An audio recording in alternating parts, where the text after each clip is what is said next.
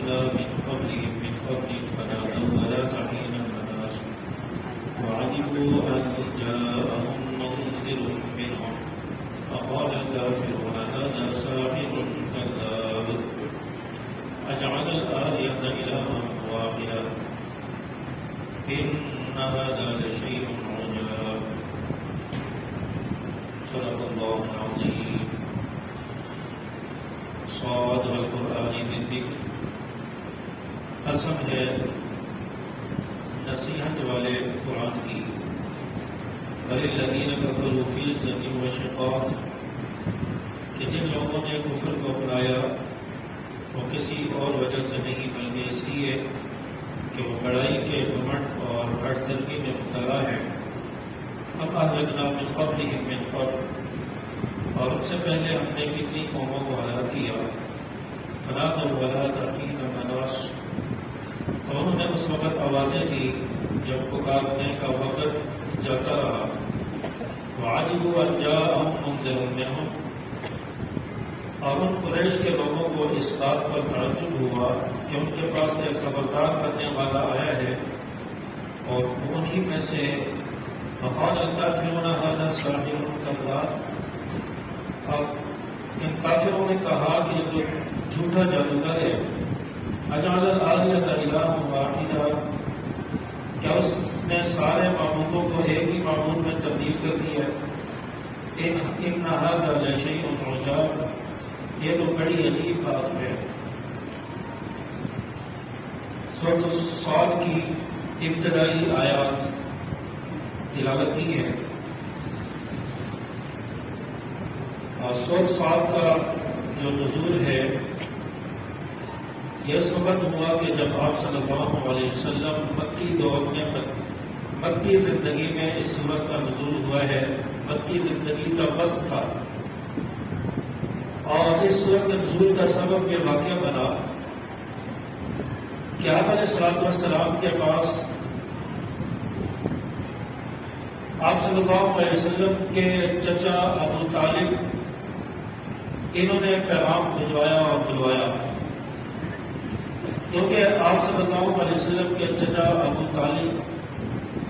ان کے پاس کفار کے سردار آئے, کفار کا لشکر آیا, بڑے بڑے رؤساء مشرکین مکہ یہ ابو طالب کے پاس آئے اور آ کر کہنے لگے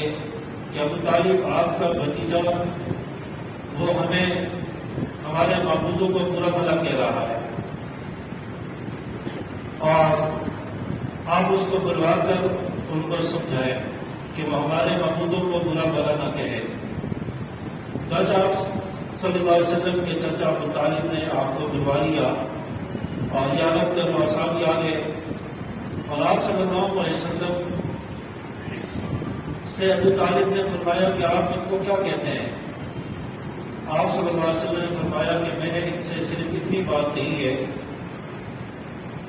کہ میری بات مان لو, اللہ کی وحدانیت کو مان لو اور یہ تمہارے جو معبود ہیں یہ کسی نفع نقصان کے مالک نہیں ہے. صرف اتنی بات کہی ہے اور اس کے علاوہ میں نے کچھ نہیں کہا. اور ابو طالب سے کہنے لگے یا رسول اللہ صلی اللہ علیہ وسلم کہ میں ان کو کہنا چاہتا ہوں کہ ایک جملے پر میرے ساتھ آ جاؤ, میرے اس جملے پر لبیک کہہ دو, سارا عرب آپ کے سامنے سرنگو ہو جائے گا, سارا عرب آپ کے قدموں میں آ جائے گا, صرف ایک جملہ کہہ دو. چاچا ابو طالب نے کہا کہ وہ کون سا جملہ ہے. آپ صلی اللہ علیہ وسلم نے فرمایا کہ وہ لا الہ الا اللہ ہے. یہ بات آپ صلی اللہ علیہ وسلم نے کہی تو یہ سارے جو مشرکین مکہ کے کفار کے سردار تھے یہ سارے اپنے کپڑے جھاڑتے ہوئے کھڑے ہو گئے اور کہنے لگے ہم آپ کی یہ بات نہیں مان سکتے, آپ کی اس بات کو ہم نہیں مان سکتے. ہم اتنے سارے معبودوں کو چھوڑ کر صرف ایک کو خدا مان لیں. یہ کیسی عجیب بات انہوں نے کہی ہے. چاچا وہ یہاں سے اٹھ کر چلے گئے تو اس موقع پر یہ سورۃ صاد کی آیات نازل ہوئی اور اس سورت کے اندر حضرت داؤد علیہ السلام کا اور سلیمان علیہ السلام کا واقعہ بھی خاص طور پر ذکر کیا گیا ہے. اس سورت کے 88 آیات اور 5 رکوع ہیں آج سورت کی ابتدا لفظ صاد سے ہو رہی ہے، جو حروف مقطعات میں سے جن کے معنی اللہ کے علاوہ کوئی نہیں جانتا۔ والقرآن الذکر، اور قسم کھائی اللہ نے، قسم ہے نصیحت سے بھرپور قرآن کی، اور قرآن کریم ہے ہی سراپہ نصیحت۔ قرآن پاک کو اللہ تعالیٰ نے ہدی للمتقین بنایا، متقین کے لیے ہدایت بنایا۔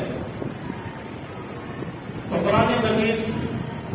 نصیحت کی بہت بڑی کتاب ہے، اس کے ہر حکم میں نصیحت ہے، ہر حکم میں اچھائی ہے۔ تو قرآن مجید کی نصیحت کو سن کر ہی کئی لوگ ایمان لائے، حضرت عمر جیسے صحابی ایمان لے آئے، اور بہت سارے لوگ جو آپ صلی اللہ علیہ وسلم کی زبان اطہر سے قرآن مجید کو سن کر ایمان لے آئے۔ اس قدر نصیحت والی کتاب ہے۔ بل الذین کفروا فی عزت و شقاق، بلکہ کفر کیا ان میں سے بعض لوگوں نے اپنے گھمنڈ اور تکبر اور ہٹدھرمی کی وجہ سے انہوں نے کفر کا راستہ اختیار کر لیا، کفر کو اپنا لیا۔ تو اللہ تبارک و تعالیٰ نے فرمایا ہے کم اہلکنا من قبلہم فنادوا ولا تحین مناص، کتنے ہم نے ان سے پہلے ہلاک کر دیے، اور جنہوں نے آخری وقت میں جب ہلاک ہو رہے تھے اس وقت اللہ کو پکارا، اور ہلاک جو کیا ان کے اندر تکبر آ گیا تھا، غرور آ گیا، اکڑ آ گئی، ہٹدھرمی آ گئی کہ ہم تو مکہ کے سردار ہیں، مکہ کے رؤساء ہیں، ہمارے پاس مال و دولت ہے، سرمایہ ہے، سب کچھ ہے۔ اس چیز کا تکبر اور غرور ان کے اندر آ گیا، اور جنہوں نے ان کو نبی کریم صلی اللہ علیہ وسلم کی بات ماننے سے روکے رکھا،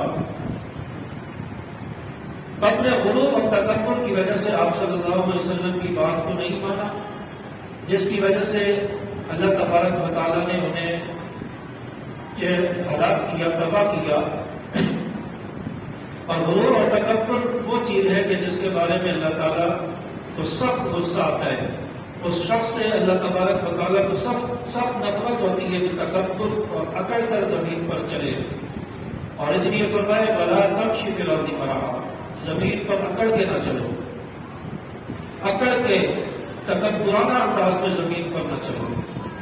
اللہ تعالیٰ کو ایسے شخص پر بڑا غصہ آتا ہے جو اکڑ کر چلتا ہو، جو تکبر اور گھمنڈ کر کے اور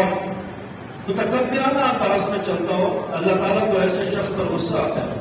ہاں، جہاد کا میدان ہو، لڑائی ہو رہی ہے، کفر کے سامنے مسلمان کھڑا ہے، اس وقت حکم ہے کہ اکڑ کے چلو، اب سینہ تان کے چلو،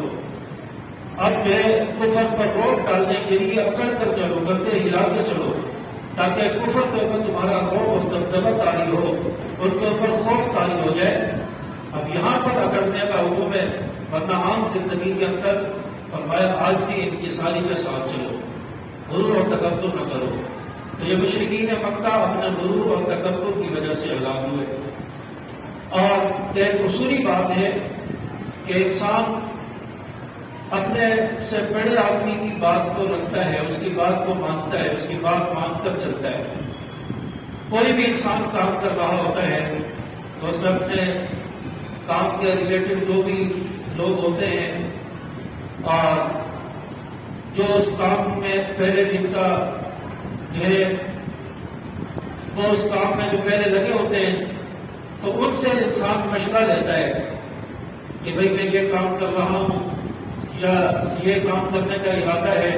آپ کا کیا مشورہ ہے، آپ کی کیا رائے ہے؟ تو انسان جو ہے ان سے پہلے مشورہ لیتا ہے۔ تو اس لیے فرمایا بھی ہے کہ بڑوں سے مشورہ کر کے کوئی کام کیا کرو، بڑوں کے مشورے کو جو ہے سامنے رکھا جائے، کیونکہ بڑے لوگ جو ہوتے ہیں بڑے عمر کے، ان کے آگے دنیا کا جو ہے سارے دنیا کے حالات پہلے گزر چکے ہوتے ہیں، ان کے تجربات ہوتے ہیں، تو اس لیے وہ کوئی بھی مشورہ دیں گے، کوئی بھی رائے دیں گے تو وہ انسان کے لیے بہتر ہوتی ہے۔ تو اس لیے فرمایا کہ اپنے بڑے کی بات کو مانا جائے اور ان سے مشورہ کر کے کوئی کام کیا جائے، اور مشورہ ہو جانے کے بعد بھی دل مطمئن نہیں ہو رہا تو پھر فرمایا کہ استخارہ کر دیا کرو، نبی نے فرمایا استخارہ کر لیا کرو، اللہ سے مشورہ کر لیا کرو، اللہ سے خیر طلب کیا کرو۔ تو صحابہ فرماتے ہیں کہ آپ صلی اللہ علیہ وسلم ہمیں استخارہ اس طرح سکھایا کرتے تھے جیسے قرآن مجید سکھایا کرتے تھے۔ تو جو استخارہ کرنے کا اللہ کے نبی نے اس طرح حکم دیا ہے، تو اس لیے ایک تو مشورہ کرنا چاہیے، دوسرا استخارہ انسان کر لے، اللہ سے خیر طلب کر لے۔ اور اگر استخارہ کی دعا نہیں آتی تو صحابہ فرماتے ہیں کہ آپ صلی اللہ علیہ وسلم اللہم اغفر لی واغفر لی، اللہم اغفر لی واغفر لی، یہ جملے کہہ کر جو ایک کام شروع کیا کرتے تھے، استخارہ فرماتے تھے، خیر طلب کیا کرتے تھے۔ تو اگر استخارہ کی پوری دعا نہیں مل رہی یا یاد نہیں ہے تو یہ دو جملے کہہ کر بھی انسان استخارہ کر سکتا ہے، اللہم اغفر لی واغفر لی، اللہ تعالیٰ سے خیر مانگے۔ تو اس لیے اپنے بڑوں سے انسان جو ہے مشورہ دیتا ہے، بڑوں کی بات تو مانتا ہے، لیکن یہ مشرکین مکہ ان کے اندر اتنی اکڑ تھی، اتنا غرور تھا کہ نبی کو یہ کچھ مانتے ہی نہیں تھے اور نبی کو اپنے سے بڑا مانتے ہی نہیں تھے اور کہتے تھے کہ یہ ہمارے اندر سے بن کر آ گیا ہے، یہ پہلے ہمارے ساتھ رہتا تھا، اب نبی بن کے آ گیا ہے، یہ جھوٹ بولتا ہے، غلط بیان نہیں کرتا ہے۔ اس طرح کے تانے آپ صلی اللہ علیہ وسلم کو دیتے تھے۔ چاچا فرمایا کہ بڑوں کی بات کو ماننا چاہیے، چاچا انہوں نے آپ صلی اللہ علیہ وسلم کی بات کو نہیں مانا، غرور اور تکبر کیا، جس کی وجہ سے انہوں نے کفر کا راستہ اختیار کیا۔ تو اللہ تبارک و تعالیٰ فرما رہے ہیں کہ اس غرور اور تکبر کی وجہ سے کتنے ہم نے اس سے پہلے بستی والوں کو ہلاک کر دیا، کتنی قوموں کو ہلاک کر دیا۔ کمالک من قبل خلاطہ ولا تحین ملاس، اور پھر انہوں نے ہلاکت کے وقت اپنے وقت کو پکارا، اور وہ وقت ایسا ہوتا ہے کہ اس وقت پھر کسی کی بات کو اللہ تبارک و تعالیٰ نہیں سنتا، کسی کی توبہ قبول نہیں ہوتی۔ اس لیے حدیث پاک میں آتا ہے کہ اب انسان کے پاس وقت ہے کہ اب انسان اپنے گناہوں سے غلطیوں سے توبہ کر لے۔ جب سورج مغرب سے طلوع ہو گیا جس دن، اس دن کسی کی توبہ قبول نہیں ہوگی۔ تو اللہ تبارک و تعالیٰ نے اس غرور اور تکبر کی وجہ سے، پیغمبروں کی بات کو نہ ماننے کی وجہ سے قوم نوح کو ہلاک کیا ہے، نوح علیہ السلام کی قوم عاد کو اللہ تعالیٰ نے ہلاک کر دیا، قوم سمود کو ہلاک کر دیا، حضرت شعیب علیہ السلام کی قوم کو اللہ نے ہلاک کیا، حضرت صالح علیہ السلام کی قوم ہلاک ہو گئی، قوم لوط کو اللہ تعالیٰ نے ہلاک کر دیا، یہاں تک کہ حضرت موسیٰ علیہ السلام کے مقابلے میں فرعون آیا، اس فرعون کو بھی اللہ تعالیٰ نے غرق کر کے آج تک اس کو نشان عبرت بنا دیا ہے۔ ابراہیم علیہ السلام کے مقابلے میں نمرود آیا، اللہ تعالیٰ نے اس نمرود کو بھی ہلاک کر دیا۔ کتنی قومیں دنیا میں آئی ہیں جنہوں نے اپنی عقل اور غرور کی وجہ سے پیغمبر کی بات کو نہیں مانا، اپنے وقت کے نبی کو نہیں مانا، اللہ تعالیٰ نے تباہ کر دیا، ہلاک کر دیا، سب ہستی سے مٹا ڈالا۔ یہاں تک کہ فرعون یہ آخری وقت میں جب غرق ہو رہا تھا دریا میں، اس وقت حضرت موسیٰ علیہ السلام کو جو ایک پکار رہا تھا کہ میں موسیٰ کے رب پر ایمان لاتا ہوں، میں موسیٰ علیہ السلام پر ایمان لاتا ہوں، تو اس وقت یہ پکار رہا تھا، اللہ نے فرمایا اب تیرا ایمان قبول نہیں ہے، اب تیری اس بات کی جو ہے ہمیں کوئی ضرورت نہیں ہے، اب تیرے ایمان لانے نہ لانے کی ہمیں کوئی فکر نہیں ہے، اب غرق ہونے کا وقت ہے۔ اللہ تعالیٰ نے اس کی بات کو نہیں سنا اور غرق کر دیا، اور اللہ تعالیٰ نے بتا دیا ہے کہ آخری وقت جب عذاب آ جائے اس وقت کسی کی توبہ بھی قبول نہیں ہوتی اور کسی کا ایمان بھی قبول نہیں ہوتا۔ یہ اس وقت سے پہلے قیامت آنے سے پہلے اللہ تبارک و تعالیٰ نے مہلت دی ہوئی ہے، تو انسان اپنی گناہوں سے اور خطاؤں سے توبہ طائب ہو۔ تو اللہ تعالیٰ نے غرور اور تکبر کی وجہ سے بہت سارے لوگوں کو ہلاک کیا۔ آپ نے فرمایا واجب ان جاءہم منذر منہم، اور قریش کے لوگوں کو اس بات پر تعجب ہوا کہ ان کے پاس ایک خبردار کرنے والا انہی میں سے آ گیا۔ وقال الکافرون ھذا ساحر کذاب، اور یہ کافر کہنے لگے یہ تو کھلا جادوگر، یہ جھوٹا جادوگر ہے۔ یعنی نبی کریم صلی اللہ علیہ وسلم کے بارے میں فرمایا کہ یہ جھوٹا جادوگر ہے، اور یہ ہم لوگوں میں سے ہمیں ڈرانے کے لیے آ کے یہ کیسی عجیب بات ہے۔ تو اللہ تبارک و تعالیٰ نے آپ صلی اللہ علیہ وسلم کو چنا ہے، تو اس میں ان لوگوں کو تکلیف ہو رہی تھی، ان کو پریشانی ہو رہی تھی کہ ہم بڑے بڑے سردار ہیں، مکہ کے نام گرامی لوگ ہیں، ہمیں کیوں نہیں نبی بنایا، ہم میں سے کسی کا انتخاب کیوں نہیں کیا، اس کو محمد کو نبی بنا دیا جس کے پاس کھانے پینے کو کچھ نہیں ہے، رہن سہن کے لیے اس کے پاس کوئی انتظام نہیں ہے، پہننے کو اس کے پاس کپڑے نہیں ہے، اس کے پاس کھانے کو کوئی چیز نہیں ہے، اس کو نبی بنا دیا ہے، ہمیں کیوں نہیں نبی بنایا؟ چاچا اللہ تبارک و تعالیٰ کی یہ مشیت ہوتی ہے، اللہ کی تقدیر ہوتی ہے، اللہ کی تدبیر ہوتی ہے، اللہ تعالیٰ کس کو کس مقصد پر پہنچا دے یہ اللہ کے اختیار میں ہوتا ہے۔ اللہ تعالیٰ جس کو چاہتا ہے اس کو جو ہے بڑے منصب پر فائز کرتا ہے، نبوت کے منصب پر فائز کرنے کے لیے وہ صلاحیت انسان کے اندر ہونی چاہیے، اللہ تعالیٰ پھر اس کو نبوت کے منصب پر فائز فرماتے ہیں۔ آپ صلی اللہ علیہ وسلم میں وہ چیزیں تھیں، اللہ تعالیٰ نے اس لیے ان کو منصب نبوت عطا فرمایا، اس منصب پر فائز فرمایا۔ تو جو بھی انسان کسی اونچے منصب پر جاتا ہے اس کے پیچھے پھر اللہ کی تدبیریں ہوتی ہے، اللہ کی مشیت ہوتی ہے جو اس کے پیچھے گھوم رہی ہوتی ہے، چل رہی ہوتی ہے۔ اللہ تعالیٰ اس انسان کے بارے میں جانتا ہے کہ مستقبل میں جا کر کیسا ہوگا اور مستقبل میں جا کر یہ کیا کیا کام کرے گا، اس کے اندر یہ صلاحیتیں ہیں یا نہیں۔ تو اللہ تعالیٰ نے پورے انسانوں میں سے، پورے عالم کے لوگوں میں سے اللہ تعالیٰ نے نبوت کے لیے جناب رسول اللہ صلی اللہ علیہ وسلم کا انتخاب فرمایا۔ جب ان کا انتخاب ہو گیا تو پھر اس پر ایک کفار کو تکلیف ہونا شروع ہوئی، یہ آپ صلی اللہ علیہ وسلم کے خلاف اٹھ کھڑے ہوئے، آپ صلی اللہ علیہ وسلم کو برا بھلا کہنے لگے، آپ کی شخصیت کو مشکوک بنانے لگے۔ تو اللہ تبارک و تعالیٰ نے ان لوگوں کو ہی ناکام کر دیا، ان لوگوں کو ہی اللہ تعالیٰ نے ذلیل اور رسوا کر دیا، یہ مشرکین مکہ کو، اور آپ صلی اللہ علیہ وسلم کو اللہ تعالیٰ نے سرخرو فرما دیا۔ تو اس لیے کوئی بھی انسان کسی منصب پر فائز ہو جائے، کسی اونچے منصب پر چلا جائے تو اس کے لیے باتیں نہیں بنانی چاہیے کہ یہ کیوں اوپر چلا گیا ہے، ہم لوگ اتنی محنت کر رہے ہیں اور اتنے عرصے سے کام کر رہے ہیں، ہم کیوں نہیں اوپر گئے، یہ کیوں چلا گیا، کل آیا ہے اور آج یہ اتنے اونچے منصب پر ہم سے بھی اوپر اور سینئر ہو گیا ہے۔ یہ اللہ تعالیٰ جس کو عزت دینا چاہے وہ اللہ کی مرضی ہوتی ہے، اور بدقسمتی یہ ہے کہ یہ چیز ہمارے معاشرے کے اندر بہت پائی جا رہی ہے۔ کوئی اگر کمپنی کا مالک ہے تو کمپنی میں بھی یہ چیزیں ہیں، اور ایک دوسرے کی ٹانگیں کھینچنا کہ یہ کیوں سپروائزر بن گیا، یہ کیوں بڑے عہدے پر چلا گیا، اور پھر اس کے ساتھ ساتھ دیندار لوگوں میں بھی یہ چیزیں پائی جا رہی ہیں،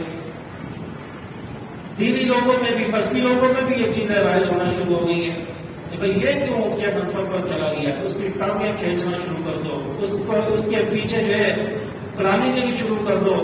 اس کو مشکوک کرنا شروع کر دو کہ یہ یوں ہے، یہ یوں ہے، تاکہ لوگوں کی نظروں میں اس کا مقام گرا دیا جائے،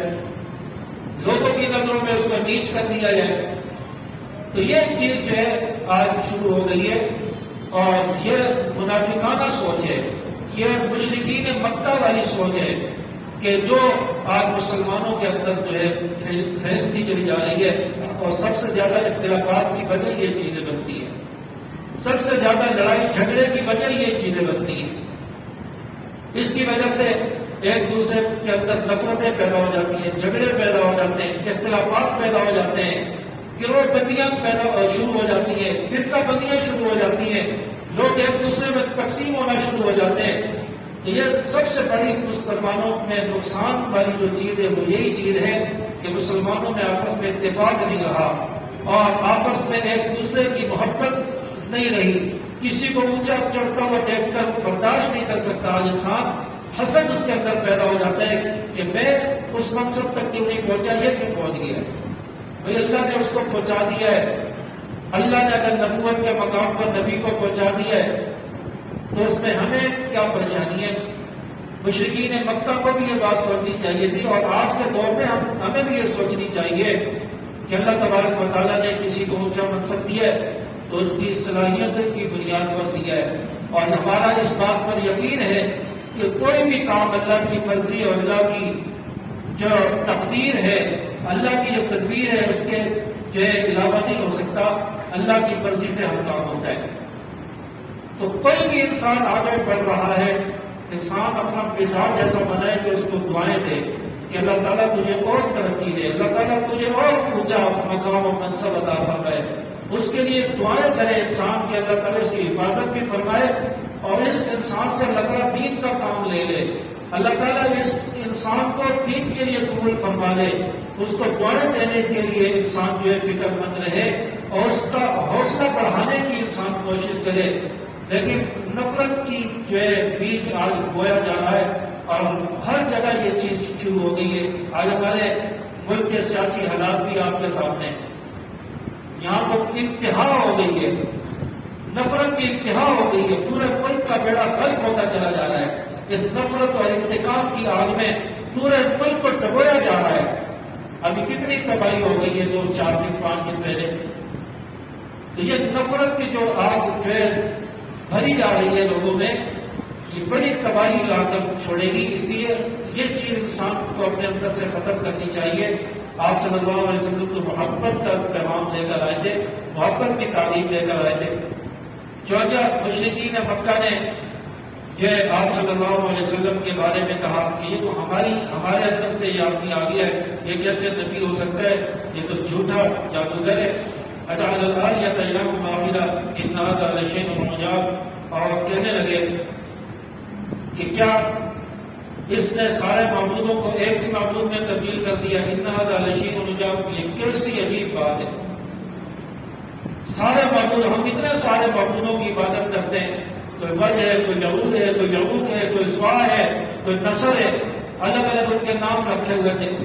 ہم ان کی عبادت کرتے ہیں، کسی نے اولاد، کسی نے بارش، کسی نے روزی، کسی نے کچھ، سب الگ الگ معبود بنا لیے۔ یہ کیسا عجیب انسان ہے کہ